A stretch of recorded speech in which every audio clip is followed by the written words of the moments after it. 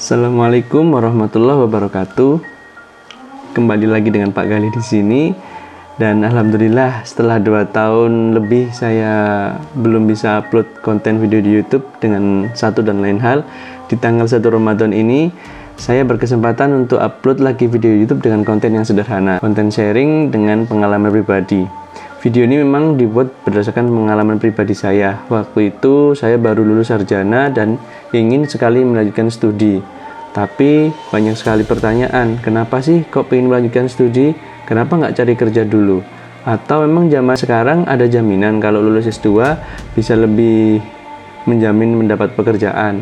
Toh banyak juga kan lulusan pasca sarjana yang masih belum mendapat pekerjaan. Pertanyaan-pertanyaan tersebut menimbulkan banyak kebimbangan yang pada akhirnya membuat saya memilih untuk bekerja terlebih dahulu daripada langsung melanjutkan studi. Nah, sekarang ini saya berkesempatan menjadi seorang mahasiswa di pasca sarjana. Saya ingin sharing beberapa alasan yang dapat menginspirasi teman-teman yang masih galau seperti saya dulu. So, mari kita mulai video ini. Oke, kita mulai video ini dengan alasan lanjut studi. Jadi alasan lanjut studi ini bermacam-macam, tapi saya mengelompokkannya menjadi 2, yaitu alasan akademis dan non-akademis. Untuk alasan akademis itu lebih seputar ke urusan pekerjaan, urusan pembelajaran dan hal-hal seperti itu. Untuk alasan non-akademis, ya alasan-alasan yang mungkin bagi sebagian orang bisa berbeda, tapi alasan ini lebih ke pendapat pribadi saya saja. So, kita mulai dari alasan akademis. Alasan akademis yang pertama itu adalah banyak sekali orang yang ingin belajar lebih. Nah, belajar lebih ini mungkin ya diartikan dengan melanjutkan studi di S2 maupun S3, maka ilmunya akan bertambah. Maka motivasi pertama, alasan kenapa lanjut studi adalah ingin belajar lebih. Kemudian alasan kedua biasanya adalah penelitian. Karena mungkin di jenjang S1 atau jenjang sebelumnya penelitiannya masih belum selesai dan sangat ingin melanjutkan penelitian lagi atau menyempurnakan penelitian tersebut, maka melanjutkan studi adalah opsi yang baik karena penelitian tersebut pasti akan dapat lebih disempurnakan. Alasan berikutnya adalah ingin naik jabatan. Ini biasanya ditempuh kalau kita sebagai pegawai atau karyawan yang di kantor kita dituntut untuk mendapatkan gelar lebih, gelar magister di S2 dan S3. Itu kita bisa mendapatkan pengajuan atau naik jabatan lebih cepat dari sebelumnya. Nah, ini juga banyak menjadi motivasi dari teman-teman kita untuk melanjutkan studi. Atau bisa juga tambah prestis, karena beberapa orang juga memiliki pemahaman bila gelarnya bertambah maka prestisnya bertambah. Nah, itu untuk alasan-alasan akademis. Lalu kita lanjut ke alasan non akademis pertama, itu adalah paid or unpaid leave. Nah, ini istilah baru, lumayan ngetrend sekarang. Kemarin juga saya sharing dengan beberapa teman saya yang bekerja di sebuah perusahaan. Itu ada program namanya unpaid leave. Unpaid leave ini adalah jika kita sebagai seorang karyawan itu meninggalkan pekerjaan kita, maka kita nggak dibayar, tapi kita juga bisa mencari pekerjaan di luar perusahaan meskipun kita statusnya masih karyawan. Nah, itu contoh dari unpaid leave. Kalau paid leave nanti akan saya berikan contoh berikutnya karena saya juga sekarang dalam posisi paid leave. Jadi kalau teman-teman penasaran, nanti saya akan upload video secepatnya setelah ini. Jadi tolong jangan lupa klik subscribe-nya biar nanti nggak ketinggalan video tentang apa itu paid leave.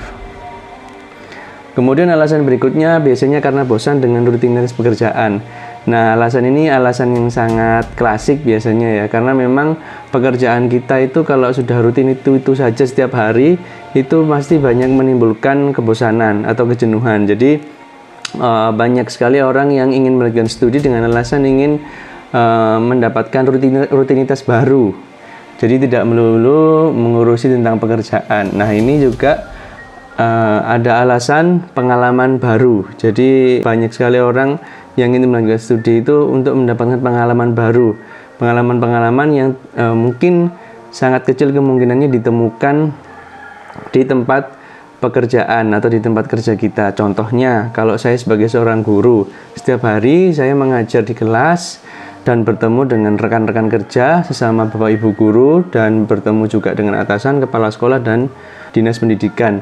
Hal yang tidak saya temui itu adalah ketika saya membuat sebuah penelitian tentang tingkah laku siswa atau mungkin penelitian tentang sekolah lain atau membandingkan sistem pendidikan yang ada di Indonesia ini dengan negara lain. Hal ini tidak saya temukan di pekerjaan saya karena ya itu bukan sebagai job desk saya sebagai seorang guru, karena job desk saya seorang guru ya mengajar di kelas. Untuk tugas-tugas penelitiannya masih kurang, maka pengalaman baru yang saya temukan untuk meneliti di saat waktu kuliah itu adalah pengalaman yang mungkin juga banyak orang ingin mendapatkannya.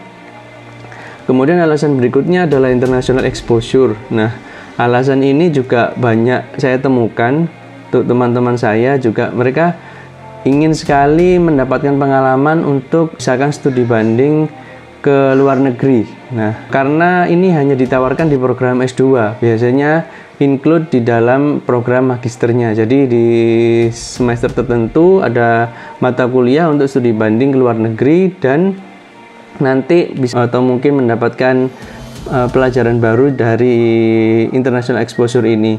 Nah, banyak juga orang yang ingin sekali kuliah di luar negeri itu karena alasan ini, international exposure. Mungkin ilmunya sama di dalam negeri atau pembelajarannya sama di luar negeri, tapi dengan value bisa belajar di luar negeri, bisa mendapatkan pengalaman lebih, itu mungkin menjadi pertimbangan lain orang untuk melanjutkan studi program magister atau doktoral. Lalu berikutnya adalah menambah koneksi. Jadi selain tadi ke luar negeri, orang-orang juga ingin mendapatkan koneksi baru, misalkan koneksi dengan dosen, karena dosen juga pasti memiliki pengetahuan-pengetahuan baru yang selalu up to date. Jadi kalau kita mendapatkan koneksi dosen, maka kita juga akan mendapatkan pengetahuan yang selalu up to date. Nah itu. Kemudian alasan terakhir, sebagian kecil orang mungkin juga ingin melanjutkan studinya untuk mencari jodoh. Karena kan kita tahu sendiri kalau misalkan lingkungan pertemanan kita itu adalah menentukan jodoh kita itu siapa. Nah, mungkin ada beberapa orang yang memiliki kriteria jodohnya itu misalkan di lingkungan pasca sarjana, baik itu S2 maupun S3, mungkin itu juga menjadi pertimbangan kenapa harus melanjutkan studi. Nah, dari sekian banyak alasan tersebut, saran saya satu sih, mantapkanlah motivasi kalian. Mungkin ada saran atau kritikan selain alasan-alasan tersebut bisa ketikkan di kolom komentar, atau mungkin ada pendapat setuju atau tidak setuju dengan alasan-alasan yang saya kemukakan. Yang jelas itu adalah alasan yang saya temui sewaktu saya kuliah sebagai mahasiswa pasca sarjana dan sampai sekarang masih aktif menjadi mahasiswa. Jadi untuk berikutnya nanti akan saya update karena ada perkembangan terbaru terkait info beasiswa. Baik itu beasiswa dari LPDP, beasiswa dalam negeri, beasiswa luar negeri, ada juga beasiswa dari Kemendikbud. Jadi kalau ingin update berita tentang beasiswa atau nanti ingin sharing tentang info-info pendidikan, jangan lupa klik subscribe dan klik like. Dan kita akan lanjut di video selanjutnya. Wassalamualaikum warahmatullahi wabarakatuh. Ciao.